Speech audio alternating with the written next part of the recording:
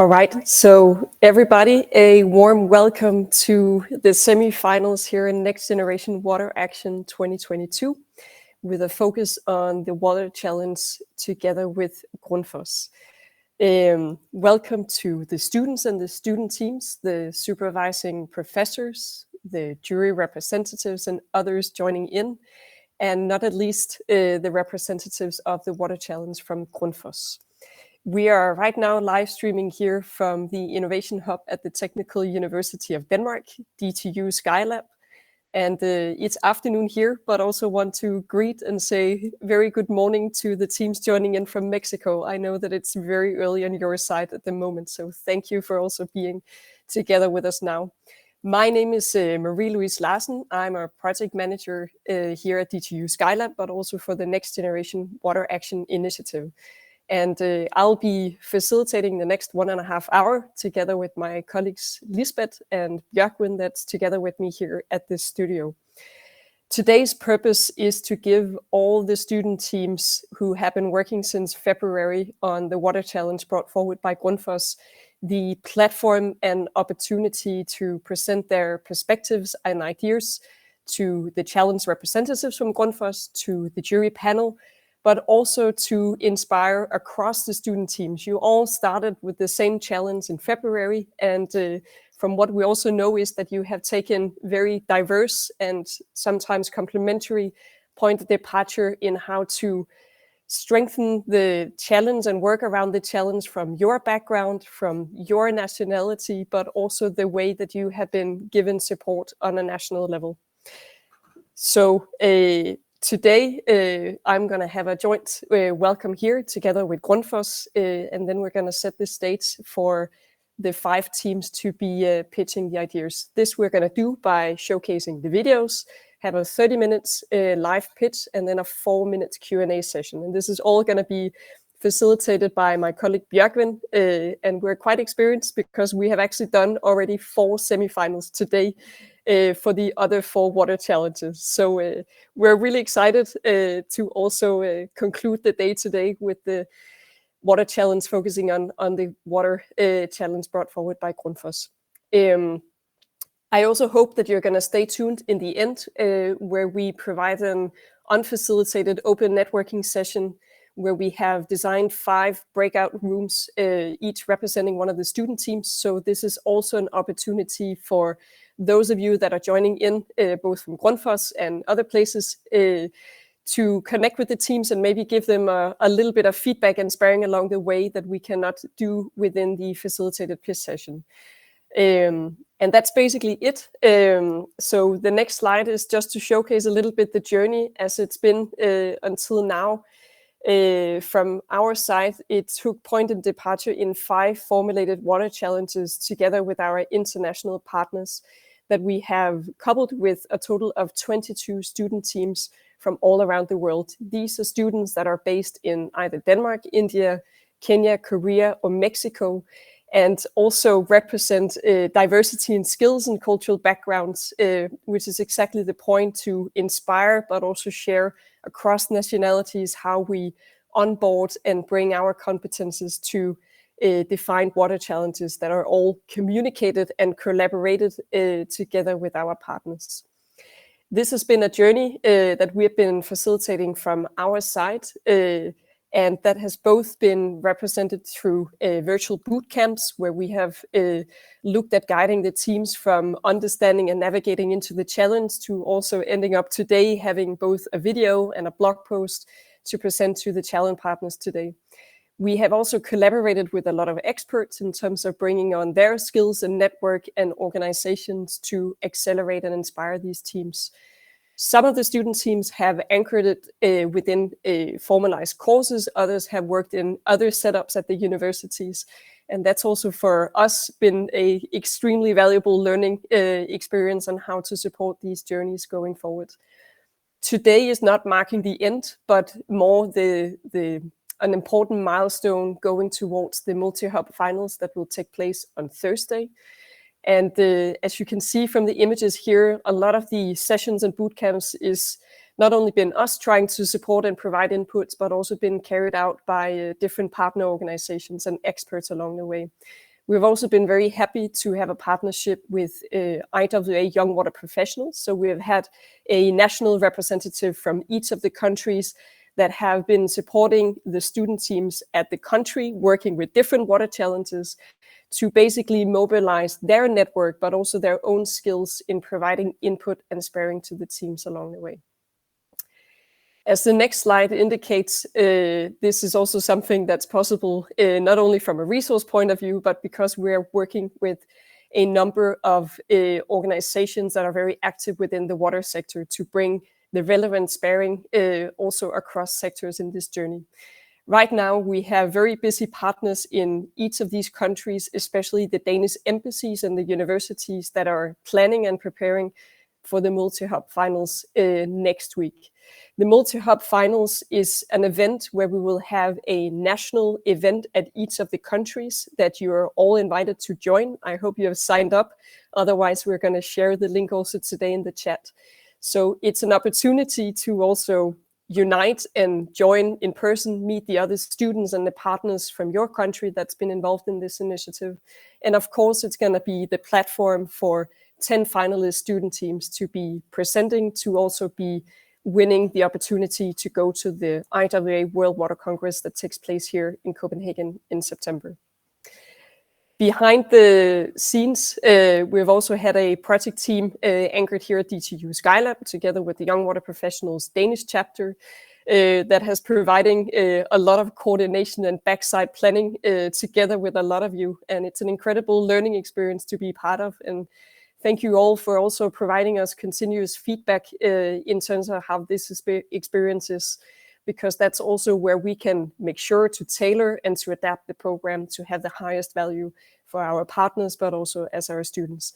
The contact details are also available on the website, so please reach out if you have any questions or comments or an interest to join the journeys also for the coming years.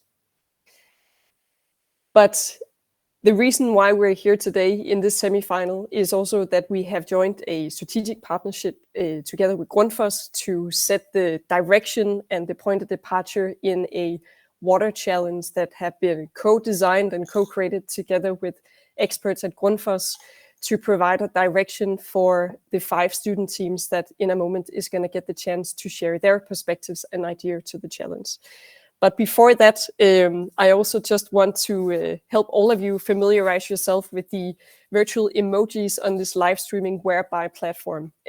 Because it is a virtual event, this is the way we can cheer and give good energy across the team. So if you open the chat, you will find a way where you can share emojis, and these are basically put on the screen directly. So to welcome our representative of the Water Challenge to share a few welcoming words, please don't hold back with the virtual emojis now as we set the stage for Martin Lyngsø, that's the Senior Water Treatment Specialist from Grundfos.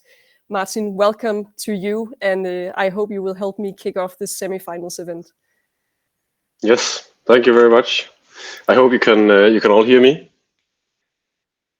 Yeah, looks like it. Okay, I'm very honored to be here today.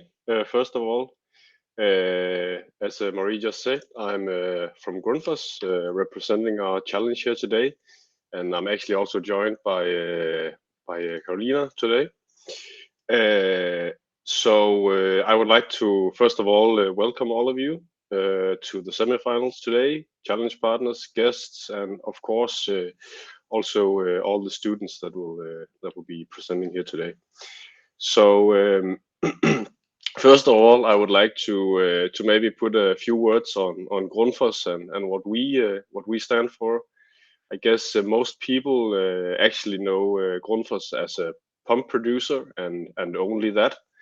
But I can tell you that we are very passionate about water as well. You can see that in our current mission statement, which is we pioneer solutions to the world's water and climate challenges and improve the quality of life for people.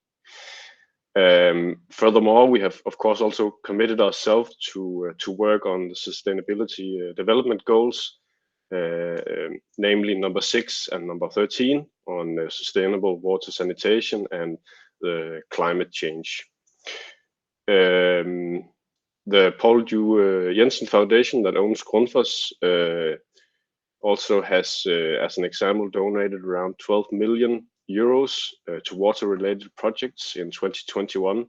And on top of that, also supports research and inclusion projects. And I think based on that, it's very important that we support initiatives like the New Generation Water Action. And for me personally, I think it's really valuable to meet the next generations of water professionals, and also get insights to places and cultures around the world that I don't see normally in my everyday life. I hope that we can, by being a part of this challenge, can help raise awareness and support new ideas within the water sector. Throughout the program, we have met students who have been passionate, knowledgeable, and open for dialogue and discussion. And it's always a pleasure to meet and discuss water issues with you, the students. So I actually won't say much more, other than I look very much forward to hear some passionate pitches today. So thank you very much. Thank you very much, Martin. So I will be taking us through the pitches today.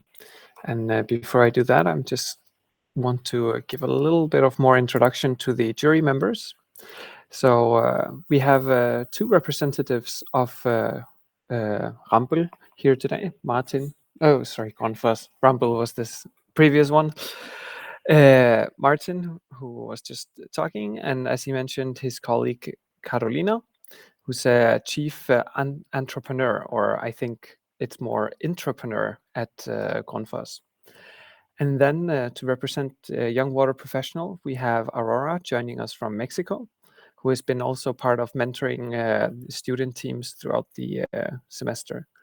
And as an innovation representative, we have Linda Weiss, who is a sustainability project manager here at D2 Skylab, and has actually been part of forming Next Generation Water before it became Water Action way back many years ago.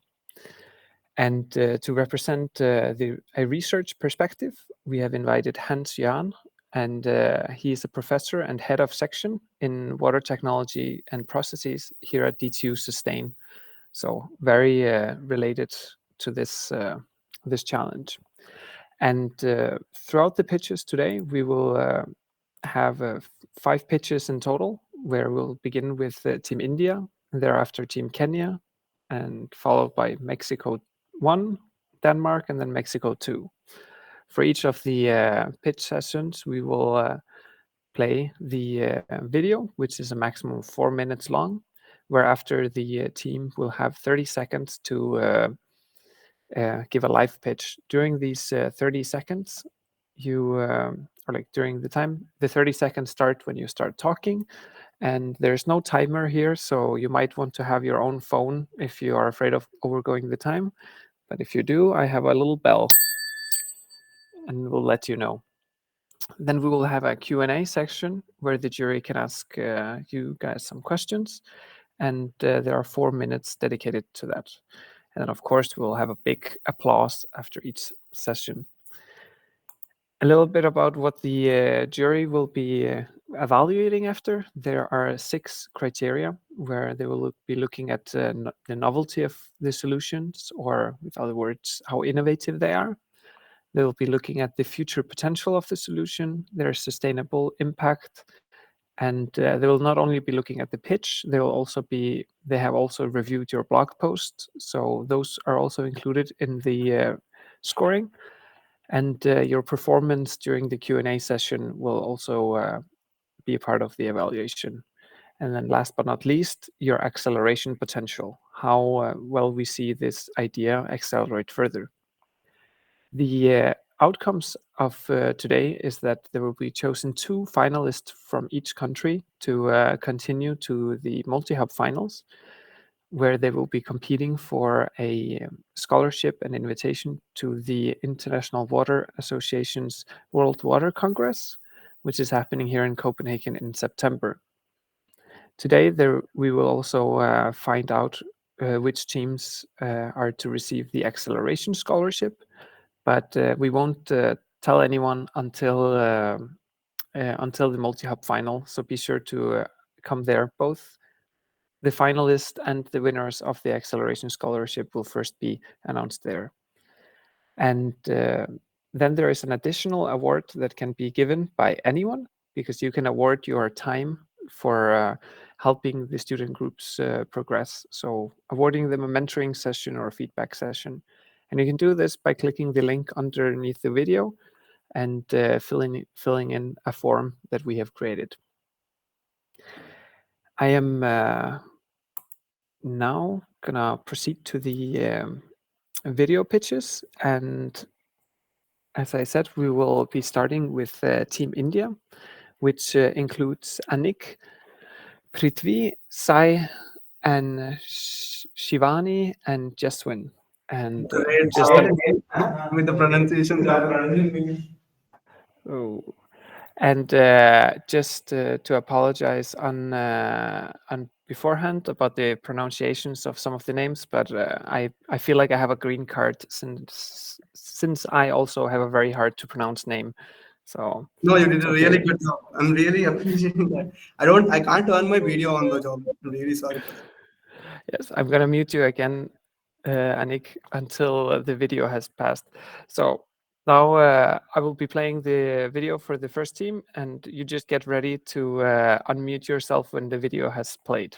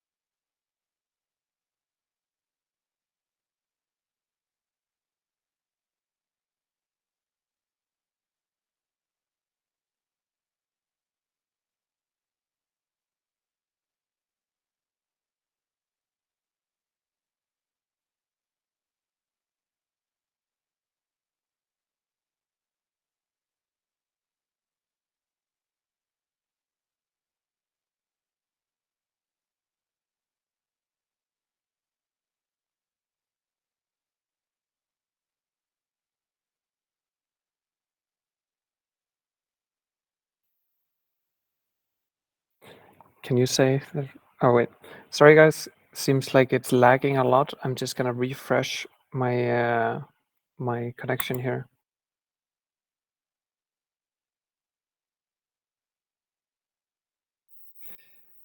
Okay.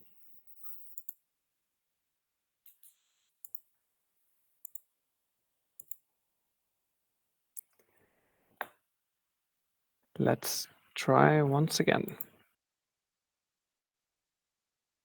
Water. It is a prudential resource for human existence. 600 million Indians are currently facing severe water scarcity. According to UNICEF, half of the world's population will be water stressed by 2025, causing a major disaster. We are aware of the fact that there cannot be a single solution for solving this problem. However, tackling this issue strategically in phases can help curb this issue eventually. We are targeting the gated communities, which conform to the largest domestic consumer segment of water, to solve the problem. In Vishakhapatnam alone, there are 150 gated communities and approximately 130,000 in the top 50 Indian cities. These gated communities feature an average of 800 units on 24,000 square meters of land, which is as big as 3.5 football fields, and use 177 million liters of water annually. 60% of it is served by the groundwater resources, and the rest 71 million liters of water is acquired from local municipalities and vendors, costing approximately 140,000 US dollars per annum. These are the stats for a single community. Now, just imagine what will it be for the top 50 Indian cities. That equates to a massive 9.2 trillion liters, costing a whopping 18.2 billion US dollars to the communities. This problem could have been partly solved if the rainwater is efficiently captured, stored, treated, and monitored.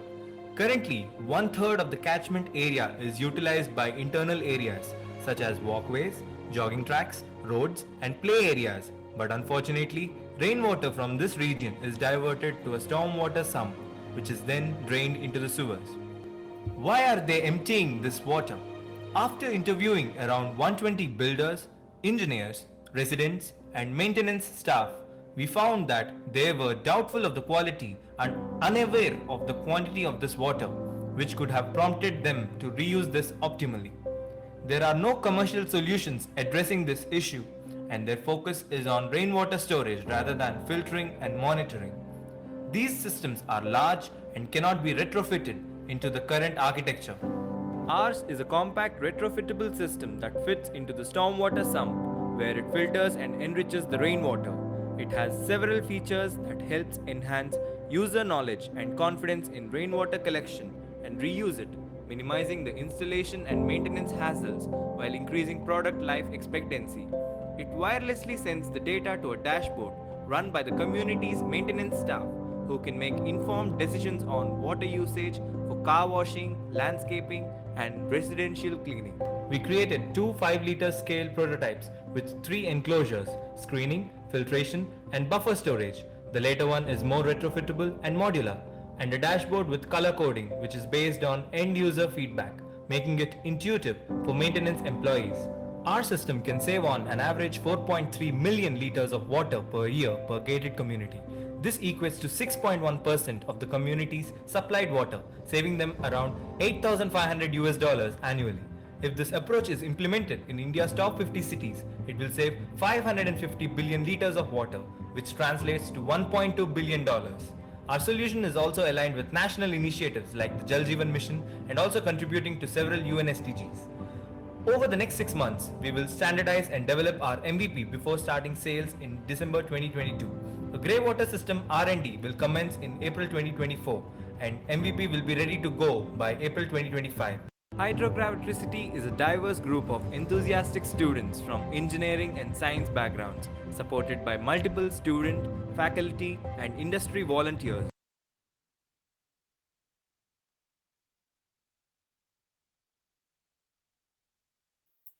And you can go ahead when you're ready. Jobin, am I audible now? Yeah, thank you. So I'm going to start. We would like to contribute to the recent India-Denmark Green Strategic Partnership on Water Management, which was jointly signed by the Prime Ministers of 2 great nations. That would be a fantastic start to our journey. Our college has generously provided workspace, technical, and business monitoring. We raised around $1,000 as a prototype seed fund. To upscale the present prototype to a medium scale prototype, we need a seed grant of $15,000, technical expertise, and industrial network for premium fabrication. Thank you.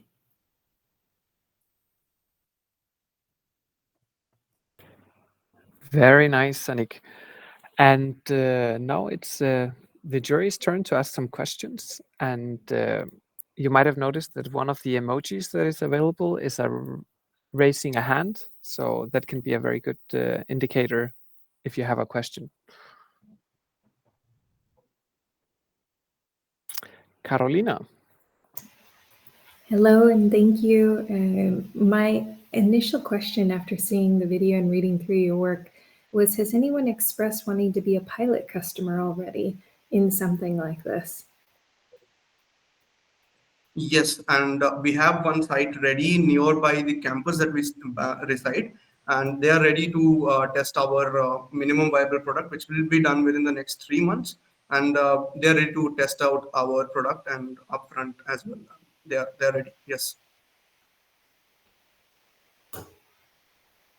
Thank you.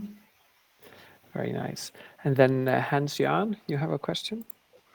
Yes, and also thank you for the presentation from my side. I was wondering what kind of treatment do you plan to do, and which quality do you aim at? Right. So we are quality. The thing is, we are doing sand filtration with 3 layers.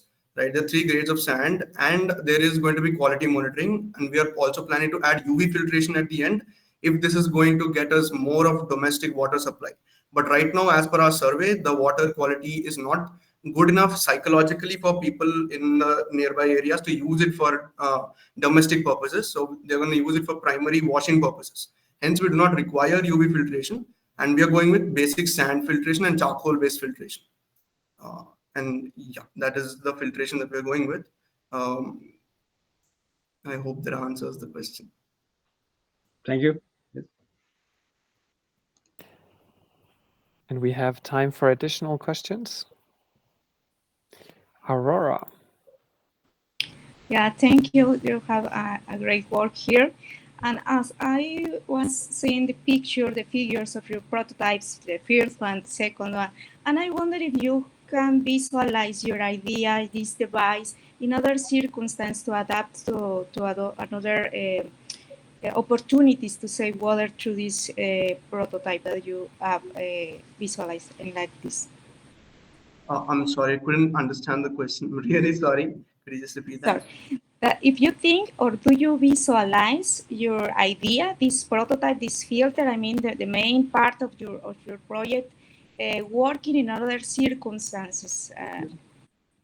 Yeah, so our plan as per the roadmap is to scale the same architecture for gray water filtration system as well by the next by April 2024. That's a clear roadmap we have, and we'll start off the R&D, and we have planned the system such that the architecture is modular and can be repeatedly used for other purposes too, including gray water filtration, which is our interest spot too. And hence we can use this in the other circumstances too, but just by adding a few modules at the end. The design is pretty modular right now. Yeah. Thank you. Excellent. Thank you very much. And I think we have time for a quick question from Carolina. Thank you. What potential challenges do you see in being able to execute this, and how could a potential maybe private company be able to support? Right. So first challenge is scaling the prototype up. Right now it is a 20 liters, 5-liter scale prototype. We need to make it a little bit bigger, as we can see that's a larger scale. And a private funded company can give us technical expertise and network to fabricate it at a bigger scale than this to build a MVP and fund us as well. We hope that we get that. And yep, that's, I guess, what we can get from. Yeah. Thank you. And Jordan, that was just a joke. No worries. Thank you very much, everyone, for this round. I think we'll now move on to the second pitch, which is with the Kenyan team, where Samuel, Mercy, Festus, Lorian, and Lena are participating in. And make yourself ready, and I will get the video ready.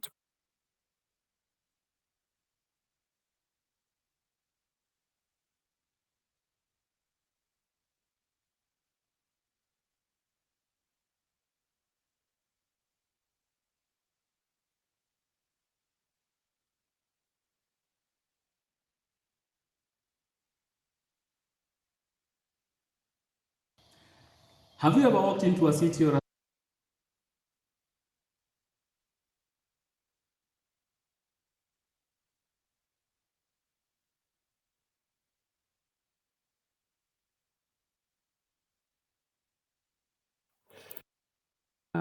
Apologies, this computer apparently doesn't want to play this video file.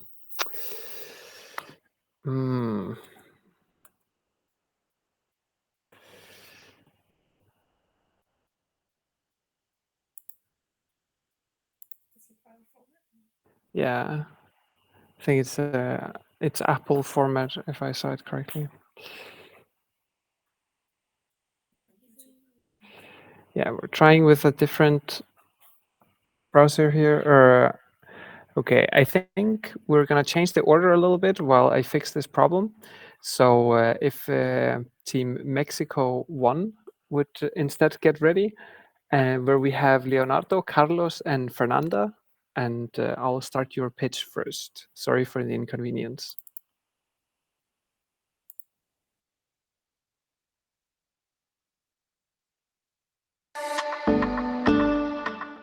Imagine you're hungry and you're trying to cook some food when you realize you run out of water.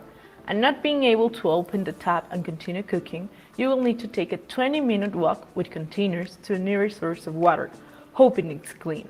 Well, that is the case of Maria and 4.6 million people who live in Mexico. This problem involves the lack of a physical system and the intermittent distribution of water, despite having one of the areas with the most precipitation annually in Latin America. Specifically for rural areas, this is one of their biggest problems.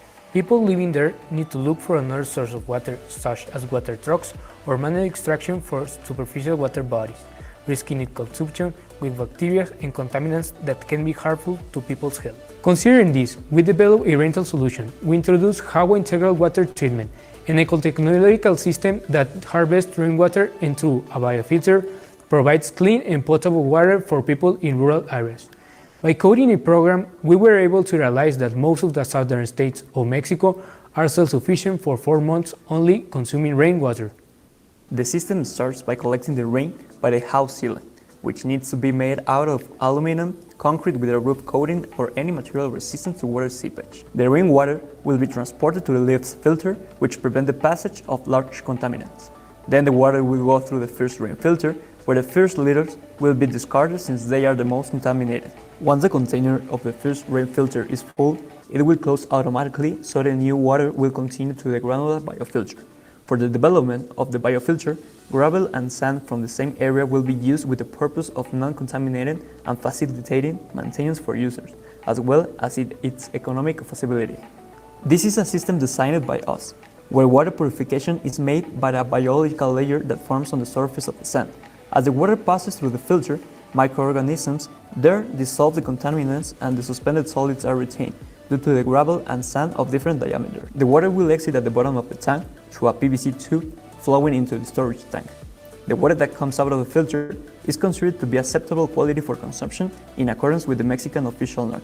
But to ensure the bacteriological quality, chlorine tablets will be added during storage to completely disinfect the liquid, resulting in potable water. And then, using a pump, which can be manual or solar, depending on the user preference, people now can start making use of the resource. For the financial plan, there are 2 options. Make a leasing plan for the system where each month the user will need to pay a fee, which will be cheaper than the water trucks, or have a self-subsidy, which consists in implementing the integral water treatment system in urban areas at a slightly higher price, so we can finance the system in rural areas. During the months that does not rain, the filters and the system could be still used for the water that they buy from trucks. Since the quality is really bad, these filters will assure that the water they consume will be adequate. HAWA is the best option for the consumption of harvest rainwater due to the eco-technology used in the biofilter, the low-cost material, the economic accessibility for the users, and the service for installation and maintenance, providing an integral water treatment in comparison to other similar systems in the market at only 64% their cost. Understanding the needs of each rural area and working along other organizations, we will install for the first year 10 systems in Campeche that supply the needs of these families, guaranteeing the quality they deserve. This project has a future that expands to urban areas, including restaurants, hotels, and hostels, since these places hold a large amount of people who use water.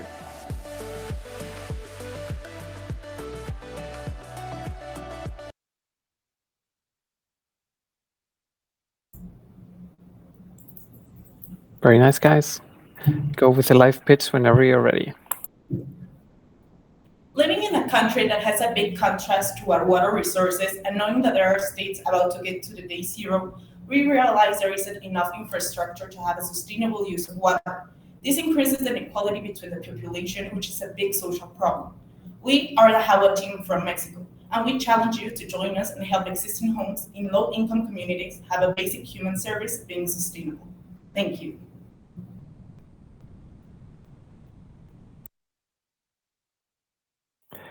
Thank you very much. And now for questions from the jury.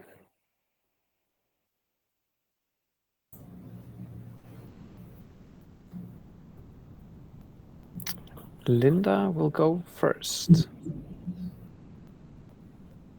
Thank you very much, guys, for a really nice presentation and great narrative that you presented in your video, I was just curious, knowing a little bit the culture in Mexico and the assistance of especially the low-income communities adapting new technologies. Have you thought this into your problem, how you're going to create awareness and make them actually rent and lease your systems? Well, we have been in contact with other organizations that have worked with these low communities. That's why we know they are available or open to have these new technologies, especially coming from rainwater, and to get installed in their homes. That's why we will start in Campeche. It's a state in Mexico. That's where we have been working with this community. Thank you. Thank you. And then I think Hans-Jan, he had a question. Yes, also thank you for the presentation from here. I was wondering how much water do you think you could produce per year in one location? The water we are going to capture is around 70,000 liters per year with the system. 70,000, so okay. And that would be for one family? Yeah, it will be for one house. Yeah, one household. Yeah. What system produce. And do you have any feeling on how much of the water, the usual consumption that cover? Yeah, we are thinking of installing a tank of 1,100 liters. So that's the measure we use for the consumption of a family of 4 people, and that's how much it will be stored. And with the continuous rain, it will be filled up again. Okay, thank you. Thank you very much. And then I think it's Martin, and then potentially a quick question from Carolina in the end. Hi guys, thank you very much for your pitch. It says in your roadmap that you will gather funds and install the first system now. So I'm just curious, have you been able to build your first prototype yet? And if not, is that how far in the future are you there? Well, we haven't made our first filter, but our vision is to install when we receive the economic support. We are going to start counting 1 year in further, so we can install 10 systems in the state of Campeche. Thank you.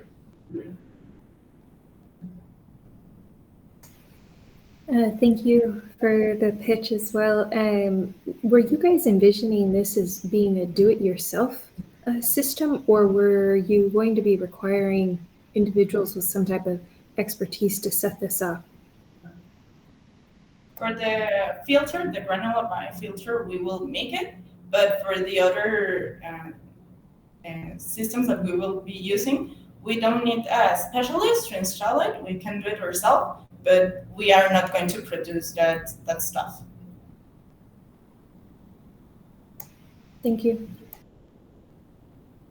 Okay, I think that was all the questions we have time for today. Thank you very much. And I will again remind that there's going to be a networking session afterwards. And I'm now going to do a second try of watching the Kenyan team's video by fetching it from YouTube instead of from my computer. So let's see if that works. Have you ever walked into a city or a slum that lacks the basic necessity of clean water or improved sanitation? A place where having an access to clean water is not only hard, but can be compared to scaring a lion in the place of Masai Mara? Ladies and gentlemen, welcome to Kenya. I am Samuel Moredi. According to the 2019 Household and Population Census conducted by the Kenya National Bureau of Statistics, there is a total of 12 million conventional households. 36.6% of these households rely on unimproved water sources such as unprotected wells, rivers, and ponds, while 68.8% lack access to basic sanitation solutions. These challenges are more evident in rural areas and urban slums, where people are often unable to connect to piped water infrastructure. For a fact, 58% of the total conventional households are rural-based, and average total coping cost of a reliable distance water supply is $60 per month. In urban areas, piped connections do not always produce a reliable constant water flow. However, the country receives heavy rainfall characterized by floods and landslides, which causes loss of life and destruction of viable agricultural land. It is also good to note that over 3 million Kenyans are severely affected by drought. We therefore need to harvest and reuse rainwater at household level to supplement for the unreliable water source. To achieve this, we have developed a system that provides information and the technical know-how of how to implement rainwater harvesting and reuse at household level. Onto the system. The first level at the system is the data entry, where the user is expected to select the residential area, input the roof area, input the size of the storage, input the domestic water use per day in liters, and also the area to irrigate. The second point is the calculator, which gives an analysis of the data entry point. And the last one is the costing, which costs the system. Once we have utilized this water, how can we reuse vermifiltration? It is an extension of the vermicomposting process, given that 18% of the solid waste produced in Kenyan households is compost, which helps in the production of vermicompost used in the filtration process. It is a biofilter with atoms to break down the organic matter. It involves all the treatment processes, primary, tertiary, and secondary. It results in useful products like the vermicompost used in agricultural production and clean water. We therefore request for funding to help implement this system going into the future, to enable us to disseminate this information to Kenyan homes for safe and reliable supply of water. This team, called Grundfos Kenya, is comprised of 5 members, namely Festus Malombe, Lena Anyango, Christine Ayinda, Mercy Chepkoril, and Samuel Wanjiru. Thank you.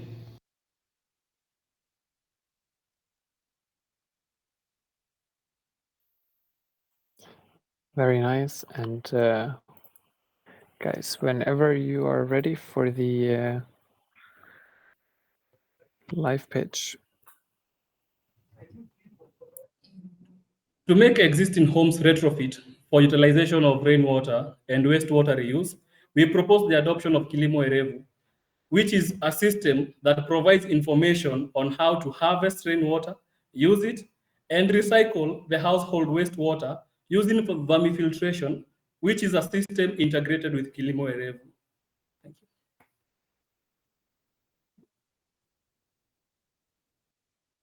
Thank you very much. And now for questions from the jury.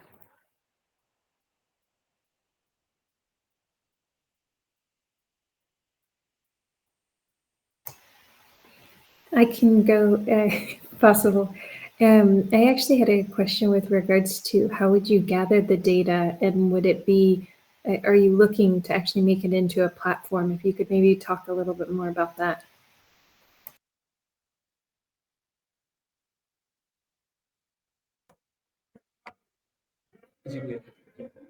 So on the data that we used to do all our analysis, we got the data from the Kenya National Bureau of Statistics, which was from a census that was done in 2019.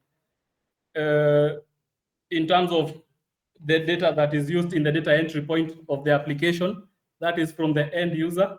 That is, we give the user the freedom to input their own values based on what they measure on the ground. And also, there is a section of selecting your residential area. The residential area comes with data, rainfall data from CHIPS data. And we also have temperature data that gives the climatology of the area from NESA Power. Thank you. Thank you. And then Martin. Yes, thank you very much for your pitch. My question is related to the water source that you have and the use. As far as I understand it, you are capturing rainwater and then filtering this rainwater, and the end use is, as far as I remember, irrigation. So can you maybe talk a little bit about what the need is for this filtration, what it is that you are removing from the source water, such that it can be used for irrigation?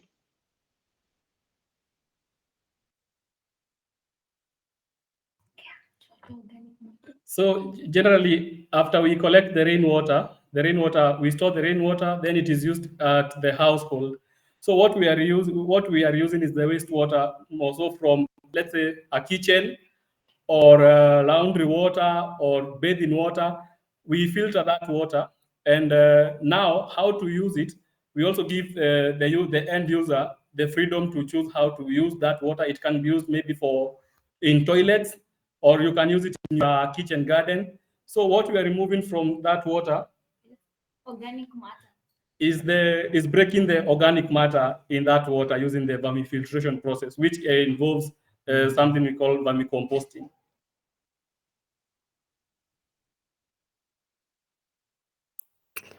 Thank you, and I think Aurora is next. Thank you. It's kind of same question, but indifferent. I try to modify my question. So I'm wondering a little bit curious about the capture of the rainwater. I mean, if is it by the ceiling, or it's just because I watched other video where you have the vermicompost and the tanks, and I wonder how do you ensure that the water enter into the system? If you could tell us more about it, please.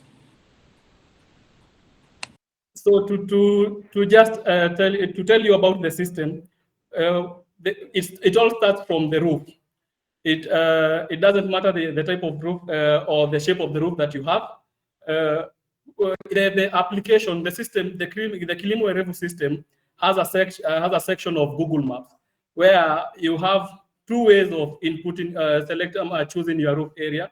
One is maybe going to the ground and measuring it manually using a tape measure. And two, we have digitized this process whereby you can just activate your location on the Kilimo Erevu platform. It will locate your area. Then you can digitize your roof using our Google Maps. Then after that, we have 3 performance measures because we are basing our usage at the domestic level, at the domestic, both for domestic and irrigation. So, like for example, let's say you have 4 people in your household. You input the amount of water that you use per day in your household. You also input the irrigation land area that you want to irrigate using the water that you have captured, the runoff water. Then the system gives you 3 performance measures, namely reliability, satisfaction, and efficiency. And based on those, you can always be in a position to know whether you are overusing or you are underusing the water that you have collected using your roof. Thank you. Thank you very much. And I think I have to stop it here. That's the time we had for questions. Thank you so much, guys. And now it is time for the Danish team to prepare. And in the Danish team, we have Matthias and Matthias, and we have Andre, Victor, Garkai, and Lily. And I will start your video, and then you'll be prepared for the pitch afterwards.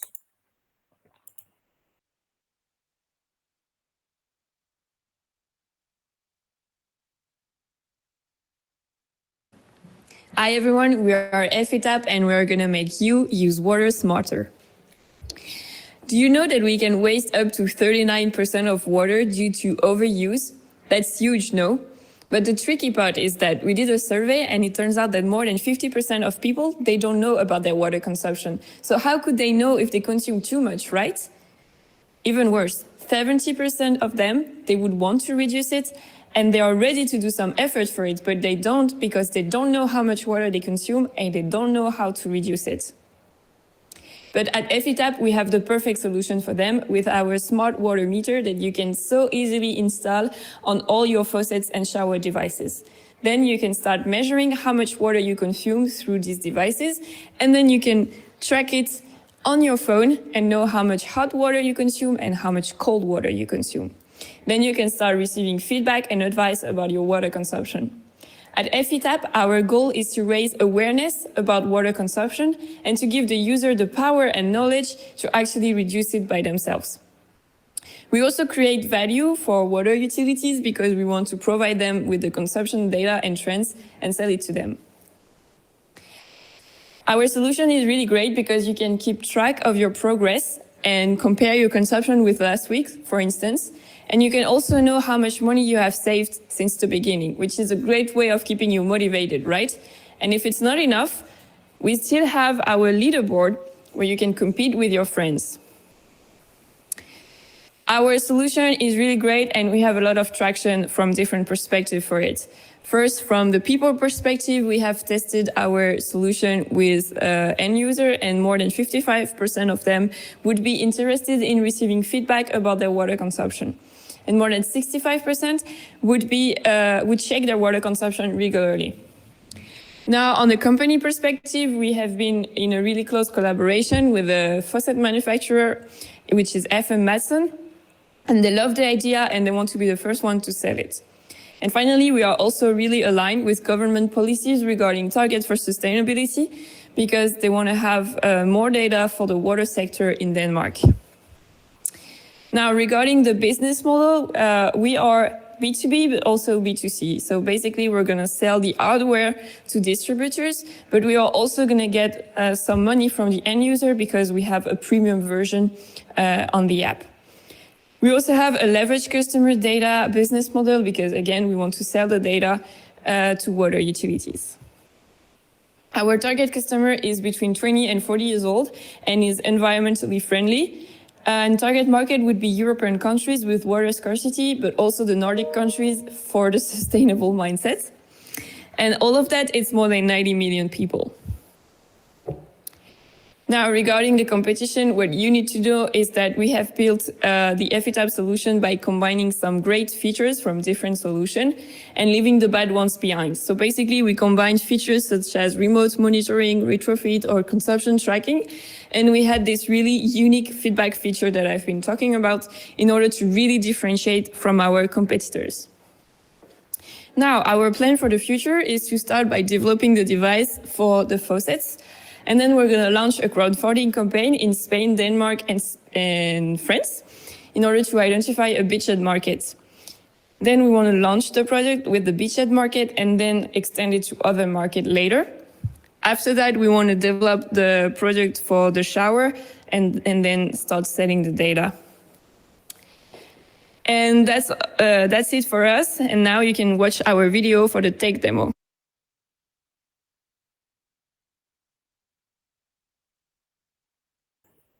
Thank you very much, guys. And I will highlight that if people are interested in seeing the video of the tech demo, they can visit their blog post. But now for the pitch. Yeah, thank you, Bjørgen. It's not a secret that it's hard for people to change their behavior. At EFITAP, we want our users to transition from unconscious to conscious usage of water. We are aware how difficult it is to change people's behavior, but having said that, with our unique features in our solution, we believe that we can empower users to change their behavior. Thank you.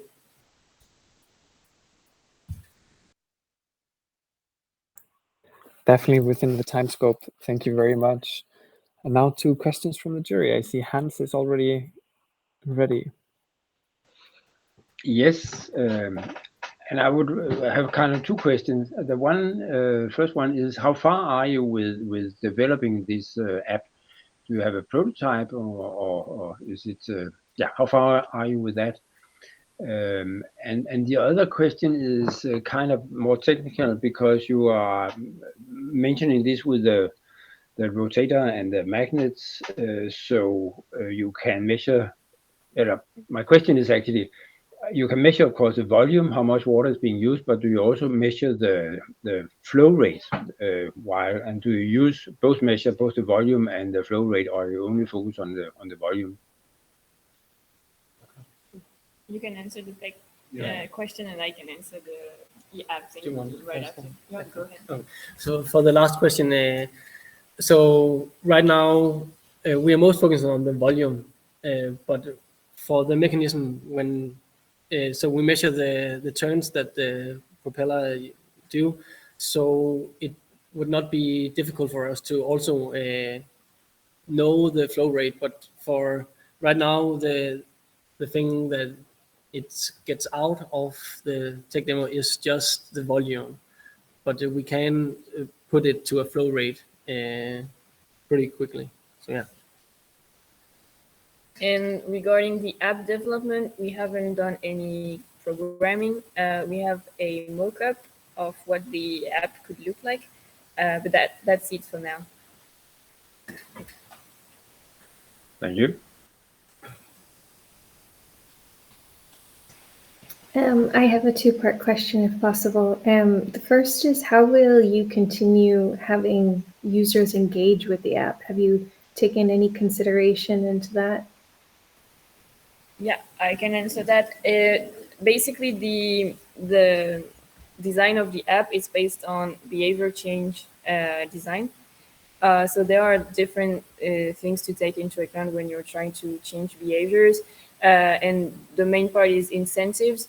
So we can use make the user be engaged with sending some notifications about really interesting thing, like something like, oh, your consumption has reduced since last week, or things like that. Or some other things like pay attention, because right now in your area the water is a bit scarce. So what maybe you could try to reduce your water consumption, things like that. And we also have the leaderboard where you can compete with your friend, and if your friends are playing, then it motivates you also. And the second part to that question is, have you at all tested that change your behavior? So meaning, have you at all seen any other research that shows that applications like this prompt and keep that behavior consistent?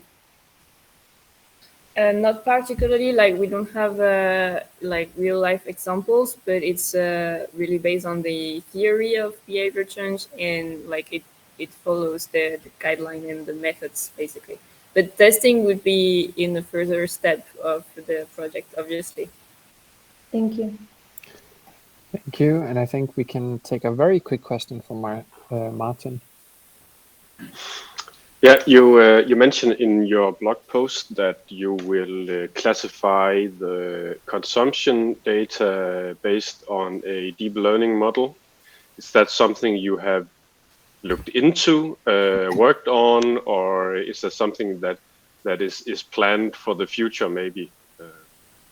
So that's a great question, and it's planned for the future, but from experience working with deep learning models, it is doable. So it's time series analyzing, and one can clarify on this volume of water used in a certain time period and how it was used, what the purpose of the water was, like if you're washing the dishes or if you're just grabbing a glass of water.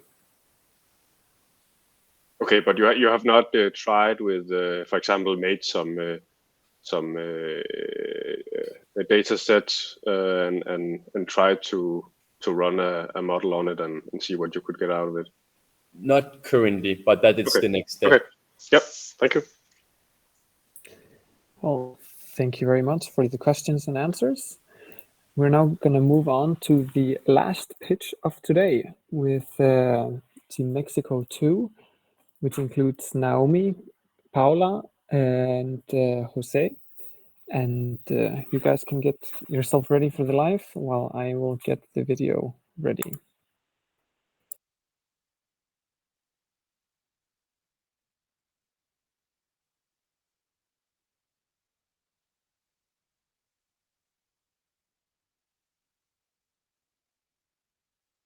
How many times a day do you use water in your home?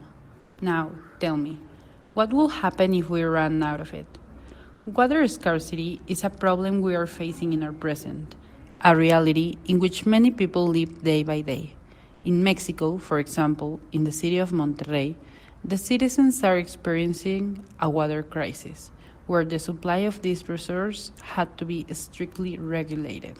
The crisis is not only happening in the city, but it is increasingly difficult to access potable water in Mexico. And when there's supply of it, it is intermittent, making it indispensable that its use in the household is rationalized and efficient. Between the different uses of water that it receives in the household, the greatest volume goes in the bathroom, mainly in the shower. A 10-minute bath spends about 50 liters. We were able to have this approximation thanks to a survey we carried out asking 100 people. These liters of water are merely used and discarded. Around 80% of the water that is used in the shower does not make contact with soap or other hygiene products. Taking correct advantage of water use and decreasing its day-to-day consumption, as well as reducing the expense this resource represents in households, is one of the main goals of our project. During the past months, we have been developing Pure Panel, a semi-continuous wastewater treatment system consisting of connected panels, which are in charge of treating and cleaning the water used during bath time. The panels are located inside the bathroom. It consists of a first panel, which contains a biological treatment using microalgae, which eliminates the residues present in the water coming from the shower in a lapse of 2 days, making shower water clean up to a 98%. Once the time passes, our new clean water will pass to a second panel, where sedimentation will occur. This action will happen within 1 hour. Finally, the treated water will pass to a third and final panel, where it will be filtered using activated carbon, sands, and clays. And thanks to the filters, water will come out to a 99% clean. The majority of the water treatment products are difficult to place in the house or are really expensive. In comparison, our system is compact, adaptable, customizable, and it's easy to install in the house. Pure Panel can contain up to 210 liters of water, which 99% is recovered, ready for our use in household, either for filling up the toilet tanks, water gardens, and even cleaning cars and floors. We considered various countries that could benefit from Pure Panel, either from an economic point of view or an environmentalist perspective, maybe even both. In Monterrey, with Pure Panel, you can save up to $113 per year, and you'll be saving up to 42% in your water bills each year. In other countries like Denmark, you'll be able to save 38% from both water and economically in a year. Not only is Pure Panel attractive and useful, but also helps safeguard the household economy and the environment. Pure Panel is not only a way to save water and treat it, but to also raise awareness of how much water is present in our lives. We must take care of it due to the scarcity of this resource. This is not only happening in Mexico, but on a global level. This problem is no longer our future, but our present. It is important to generate more actions, ideas, and options that are accessible to everyone for the care of our natural resources and their maintenance. And Pure Panel is one of them.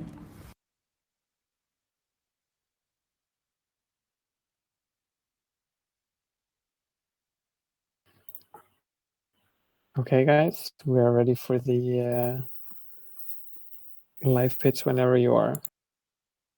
Well, thank you, everyone. Although our system can be adapted to already built homes, we want Pure Panel to be an integral part of our living spaces in sustainable homes. Our project is integrated with the avant-garde of new home technologies, whose purpose is to take care of the environment while a culture is created. Not only water, but all of the resources we use daily.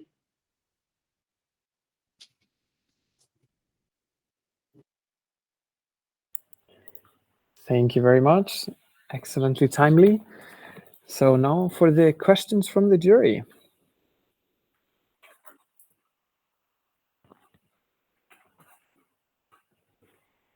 And I think Martin is first up. Hi guys, thank you very much for your pitch.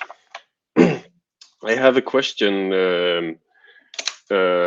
regarding if you have been able to run any experiments, maybe lab scale experiments, to see the effectiveness of your treatment train, if you will? Yeah, we actually took some samples of very strategic points around the city in Puebla of the wastewater in the shower, and we went to the lab and made a water characterization and checked the microalgae treatment. So it'll be actually efficient and actually work in the panel.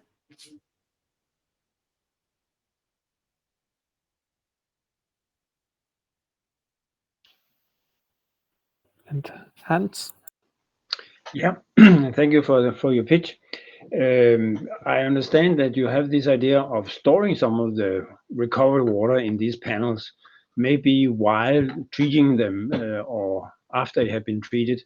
But I would like to hear your opinions on two aspects here. One is that if you actually are showering and collect the water from a shower and you have some kind of disease, do you then how would you prevent that this disease is not being spread to the garden or maybe even the vegetables if you are irrigating them?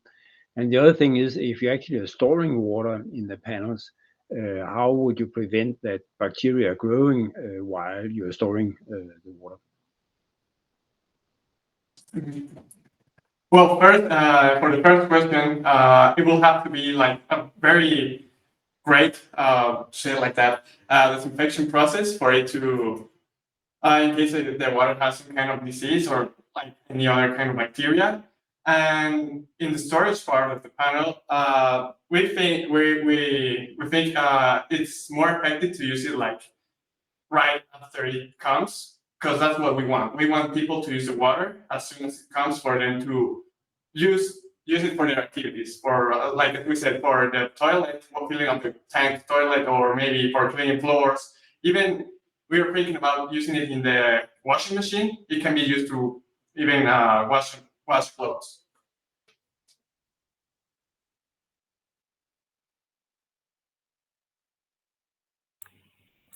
Thank you. And we still have time for one more question.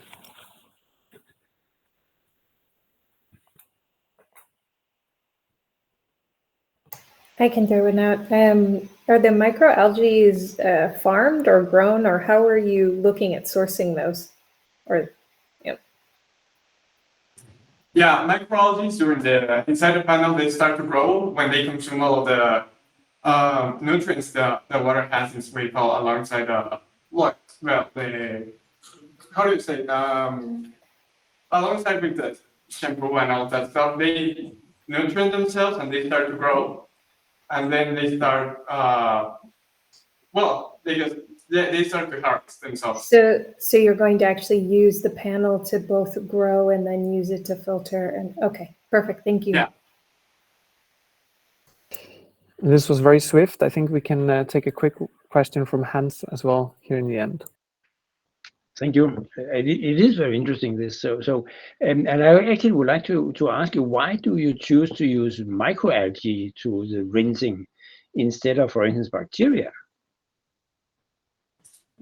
Yeah, it was because of the carbon and nitrogen that the products contain, and also because it is a biologic treatment. When we made our wastewater characterization in the laboratory, we noticed these properties, and also we choose this biologic treatment because of their cost. It is more expensive to go with a chemical treatment.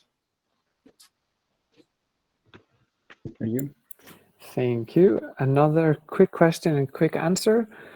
I would like to thank not only Mexican team 2, but all of you teams that contributed here today and the jury for asking some great questions. And remember to send in your scoring sheets at some point after this event. And I think now we are going to move on to some final words from Martin.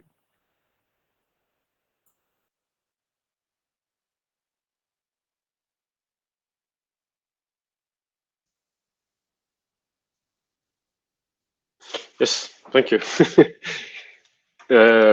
Sorry, I can't turn on my camera for some reason. So you'll have to live with my initials there.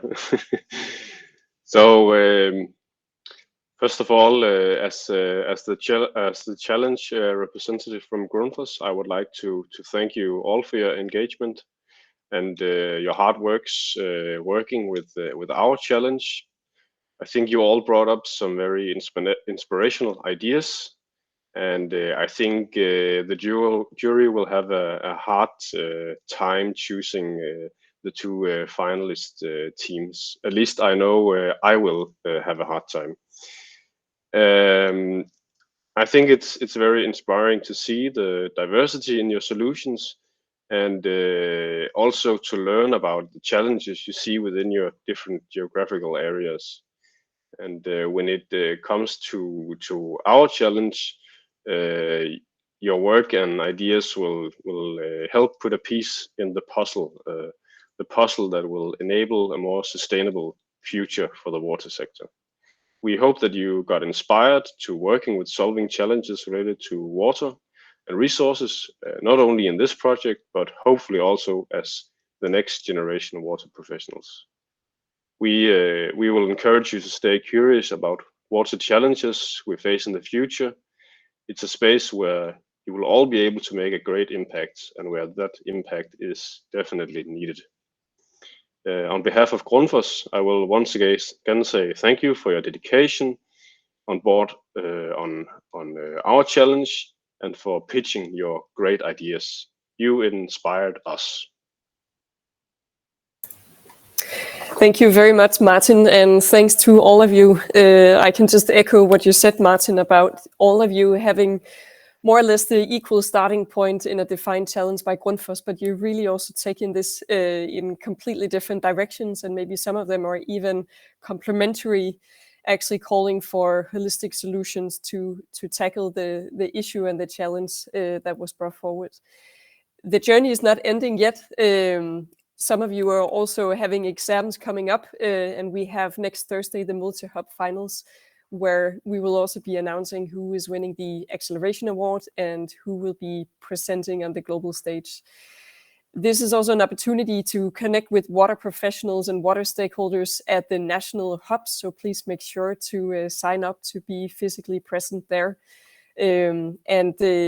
Now, when we close the session, there will also be the opportunity for maybe the questions or the comments or just the reflections you had in the end that you didn't have time to share here, to reconnect with the student teams now when we go into the breakout session. But thank you from here. We're definitely concluding an extremely inspiring day, running the 5 semifinals at our end here. And thank you very much also for taking on the possibility to communicate your solutions through video material, which I also know was quite new for a lot of you. So it's also a way where we want to inspire and push you into developing formats that you can also share going forward through different platforms. And for those of you that are interested, you can also read more about the projects online on the website. So thanks a lot for joining in, and I hope that you will stay tuned for the networking session that will start now in the breakout sessions that Bjørgvin is creating. But thanks a lot from the studio here, and see you next Thursday. Bye for now.